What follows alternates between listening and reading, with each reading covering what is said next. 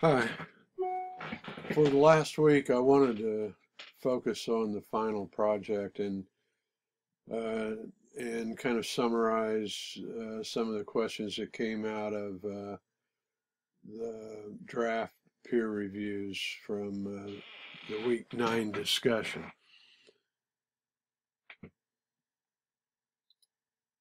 Okay, the final paper is 30% of your grade, and it builds on the week 3 bibliography and the week 5 presentation. I mean, at least there's connections there. Let me say that. I know that week 5 presentation focused on historical aspects, but also your final paper is due on Friday at 5 o'clock on the last day of class, so you want to make a note of that.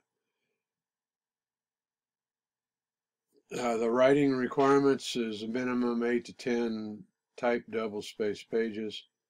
That does not count title page or references. You should use Times New Roman 12-point font, and you should have at least 7 peer-reviewed sources. We talked about this in week 9 discussion. If your topic seems to have an absence of current sources, you simply need to say that. So be a paragraph in your beginning of your lit review section that says there's an absence of current sources, and then you go ahead with the best sources you found. You need to use the APA, and I'll review some of that here in this presentation. The final paper structure, and I added pieces on. Probably should have an abstract, although if it's not there, I'm not going to count off. Title page, introduction, you don't need to actually use the word introduction because APA says that we assume that the first part of the paper is the introduction. You need to include an assessment of the competencies needed. That's important, and I'll show you because it's on the scoring guide.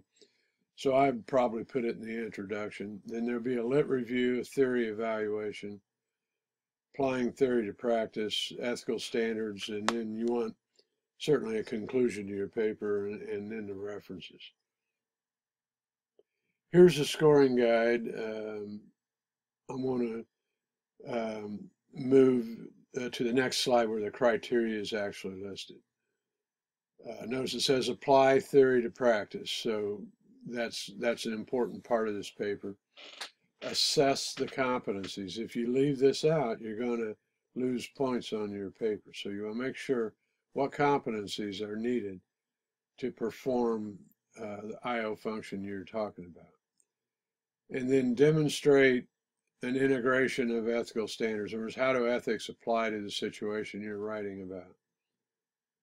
And those are 3 primary grading areas. The 4th grading area is writing style. So notice this would be APA format as well as grammar. Let me take a minute to talk about Turnitin review. You should submit your paper to the Turnitin review. If you don't, I send it. The Turnitin gives a percentage, and that percentage really doesn't mean that much because they highlight properly marked content, and they'll highlight your references and your headings, some of your citations. So it's possible you could get around 20-30% and your paper's fine. You need to literally look at the highlighted content in the Turnitin report. And what you want to be sure is that you don't have complete sentences or nearly completed sentences that are unmarked and from a copied source. So you want to make sure everything's properly marked. And of course, on quotations, 39 words or less, use quotation marks. 40 words or more, use block quote format. And you do provide a page number in the citation when quoting. That's the only time you do. If there's an absence of a page number, say you're quoting from a website, then go to the paragraph number. But a page number is preferred. Now, just to run through some of these rules again real fast. 2 spaces are preferred on these longer documents. Include the page number when quoting. I just covered that. Anytime you have a series of things, it's grammatically correct to not use a comma before the word and, but APA does use the comma, so it's an error if it's not there. APA writing style uses a jagged right margin, so do not use the right align margin function. There's a rule for numbers. If it's number 9 or lower, you spell it out. If it's 10 and higher, you use the number. The exception is representing units of time. Use numbers for all of that. So 3 weeks, use the number 3. Use of the word and. In the text, you use the word and in citations and references, use the ampersand. So, for example, if you said Landy and Conte stated, and you're writing this in your sentence, you would spell out the word and. But if you're citing them at the end of a sentence, Landy and Conte, then you'd use the ampersand.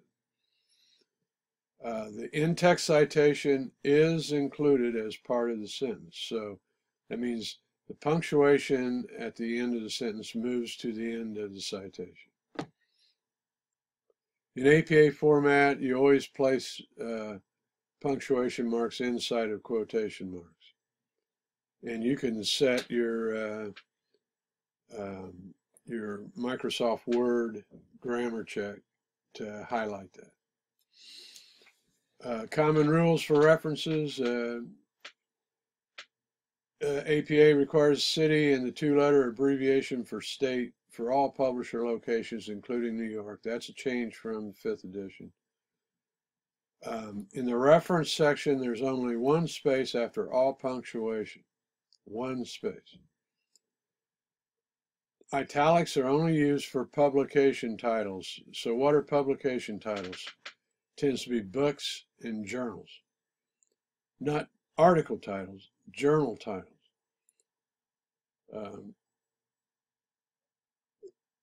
For the DOI is preferred. And by the way, all psychology journals have a DOI. They've standardized. In absence of a DOI, you put a retrieval statement and you list the URL for the journal homepage, not the database. Now that's actually in print in your APA publication manual on page 199. You can read that. A lot of people got into the habit of listing the URL for the database like EBSCOhost or ProQuest. Do not do that. You need to list the URL for the journal articles homepage. So it's like training and development. Just go to Google, type in training and development journal homepage. It will come up. That's the URL you use. Once again, here's the URL for the site you can use to look up a DOI. And this is a pretty handy tool. That's something you probably want to hang on to. I think this should cover all of the questions on the final paper. And I think that from what I could see, the peer reviews were helpful. They help you catch errors and things that have been left out before final submission. So I hope you find this presentation helpful as well. Thanks.